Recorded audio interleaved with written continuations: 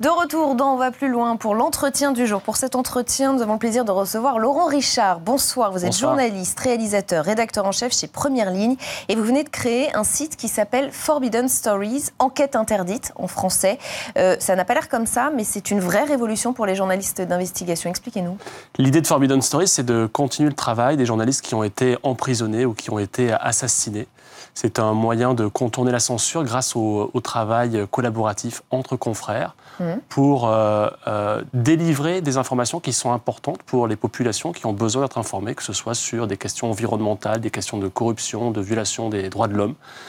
C'est une idée qu'on a lancée, c'est une organisation qu'on a lancée il y a 2-3 semaines à Washington et qui a une vraie vocation globale, internationale, et qui veut offrir une sorte de réponse globale aux menaces contre la liberté de la presse. Mais ça veut dire aussi, si je comprends bien, que ça ne servira plus à rien de tuer un journaliste pour l'enquête qu'il est en train de mener, puisque son enquête sera poursuivie de toute façon. Oui, c'est le signal qu'on veut envoyer aux ennemis de la presse en leur disant que vous pouvez essayer d'arrêter le messager, vous n'arrêterez pas le message. Ce que propose Forbidden Stories, c'est aussi de mettre à l'abri les informations, les éléments de l'enquête qu'un journaliste, qu'il soit au Mexique, en Azerbaïdjan, au Bahreïn ou ailleurs, quand il est en train d'enquêter et qu'il est menacé, il peut venir déposer chez nous des informations dont on ne fera rien s'il arrive à les publier.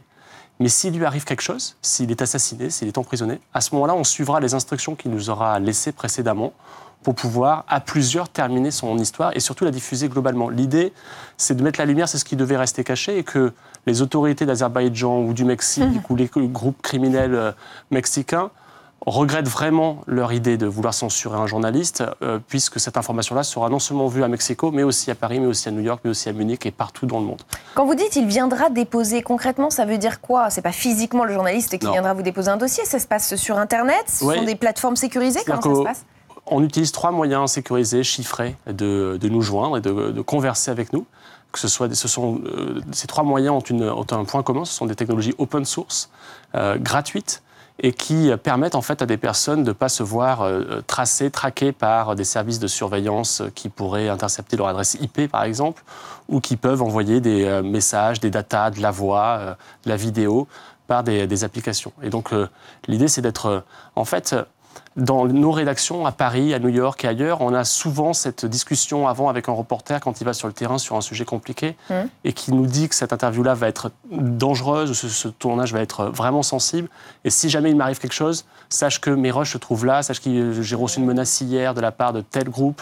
Voilà. Oui, ça se fait déjà de manière un peu par du bricolage. En fait, ça se fait là où ça peut se faire, là où la liberté de la presse existe. Et nous, on veut justement pouvoir offrir ce service-là, cette conversation qui a lieu, à des journalistes qui sont isolés, qui se retrouvent souvent à ne publier que sur leur mur Facebook des informations parce que leur rédaction a dû fermer 1 an plus tôt parce que justement il y avait trop d'assassinats dans leur pays. En Inde, quand on enquête sur l'extraction illégale minière, par exemple, il y a des journalistes qui ont été brûlés vifs parce qu'ils enquêtaient là-dessus.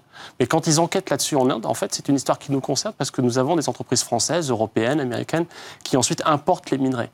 Et aujourd'hui, c'est aussi le message qu'on veut faire passer, c'est qu'il n'y a plus d'histoire locale. L'histoire du journaliste au Mexique qui enquête sur un cartel de la drogue et qui est assassiné de 3 balles dans le crâne le lendemain ou même 2 heures après avoir posté une information importante sur Facebook. Cette enquête-là, elle nous concerne parce que le cartel de la drogue sur lequel il enquête, ils vendent la drogue dans 56 pays dans le monde, dont la France, dont les États-Unis. Quand vous achetez de la cocaïne à Chicago, 85% de cette cocaïne vient du cartel de Sinaloa. Donc l'idée, c'est aussi d'offrir une réponse globale à des problématiques globales et d'informer. On ne fait pas seulement ça pour rendre hommage aux journalistes, mais surtout pour informer les populations qui ont besoin de cette info-là. Quand vous dites « on », c'est qui ce « on » ? Comment vous êtes arrivé dans cette aventure ? Vous êtes parti plusieurs mois aux États-Unis, c'est ça, pour préparer ce projet ? En fait, j'ai soumis ce projet-là à une université américaine, l'université de Michigan, qui depuis 40 ans, comme 2 autres universités, Harvard et Stanford, propose à des journalistes de venir développer une idée qui, entre guillemets, change le monde ou qui va faire progresser l'information. Et l'idée, c'était la suivante, c'était comment contrer la censure grâce au journalisme collaboratif. Et je suis parti 1 an dans cette université-là pour mettre en place une équipe, pour créer une association, pour trouver des moyens de fonctionner. Et on a eu la chance d'obtenir le soutien de Reporters sans frontières qui, depuis 30 ans, défend les journalistes dans les coins les plus dangereux du monde. Et tout cela de manière relativement secrète. Je veux dire, vous auriez pu être l'objet de pression. Vous avez été l'objet de pression, de menaces ? J'ai été déjà l'objet de pression dans mes différentes enquêtes jusqu'ici. Mais là, justement, ça ne fait plus aucun sens, en fait, de faire pression contre nous. Parce que notre information, justement, nous, on veut en faire en sorte que le journaliste qui est menacé, il ne reste pas seul avec cette menace, il ne reste pas seul avec son information. Et l'idée, c'est que, justement, ça ne fait plus sens d'attaquer ni à moi, ni à mes collègues de Forbidden Stories, parce que l'information est décentralisée, elle est stockée un peu partout. Donc, ça y est, le message ne peut plus être arrêté. Donc, en fait, au cours de cette année aux États-Unis, j'ai bâti cette équipe, trouvé ce formidable soutien auprès de Reporters sans frontières, et puis on a lancé cette organisation-là il y a quelques semaines. Selon vous, comment elle se porte, la liberté de la presse en France ? Je vous pose cette question parce qu'il y avait une plainte qui vous visait, vous et Élise Lucet, justement par l'Azerbaïdjan, que vous aviez qualifié de dictature dans une enquête pour cache investigation. Ouais. Le tribunal correctionnel de Nanterre a jugé la plainte irrecevable. Ouais. Ça vous rassure sur la liberté de la presse en France ? Oui, c'est une décision qui m'a rassuré. C'est une décision qui est extrêmement juste et c'était une décision qui était extrêmement attendue parce que pour la première fois en France, il y avait un État, l'Azerbaïdjan, qui n'avait pas supporté qu'on le qualifie d'une dictature. Or, c'est une dictature, on a enquêté dessus, on a expliqué pourquoi on pensait que c'était une dictature, pourquoi on pouvait le dire, avec tous les critères que l'on connaît d'une dictature. Et l'Azerbaïdjan a voulu faire en France ce qu'elle fait tous les jours en Azerbaïdjan, c'est-à-dire censurer un journaliste. En Azerbaïdjan, elle peut le faire sans aucun problème, puisqu'il n'y a aucune contre-enquête, et elle place directement les journalistes qui dérangent en prison, et comme les opposants, comme elle peut truquer les élections. Mais là, en France, elle a trouvé les services d'un avocat pour porter plainte contre Élise Lucet, contre moi et contre le groupe France Télévisions, parce qu'on avait osé dire ça. Et nous, de ce procès, en fait, on en a fait, non pas une opportunité, mais en tout cas une occasion pour expliquer qu'en fait, en France, on ne peut pas censurer la presse de cette façon-là. Et on a fait justement venir des témoins qui ont expliqué pourquoi c'était une dictature. Et je pense que l'idée de ce procès était pas extrêmement brillante, puisqu'au final, il y a eu une attention médiatique sur ce procès qui est extrêmement importante. Et au final, le mot dictature et Azerbaïdjan a été prononcé un nombre incalculable de fois, y compris dans le Washington Post, dans le New York Times et tout ça. Donc je ne suis pas certain de l'opportunité de porter plainte une deuxième fois contre nous. Mais c'est une décision juste qui est importante, pas seulement pour nous, mais pour toute la presse et puis donc, du coup les lecteurs et les citoyens, puisque si cette plainte avait été jugée recevable, demain la Corée du Nord allait porter 50 fois contre vous, contre moi. La liberté de la presse, elle est incarnée en France, notamment par Charlie Hebdo et Mediapart. Je suppose que vous avez un petit peu suivi le bras de fer qui les a opposés. Vous avez une histoire particulière avec Charlie Hebdo, puisque le jour de l'attentat, le 7 janvier, vous êtes l'un des premiers à arriver sur place. Qu'est-ce que ça vous a inspiré, cette opposition entre deux médias forts Alors, je suis vraiment, évidemment, pour le débat d'idées qui fait de la France un pays assez exceptionnel. Je trouve...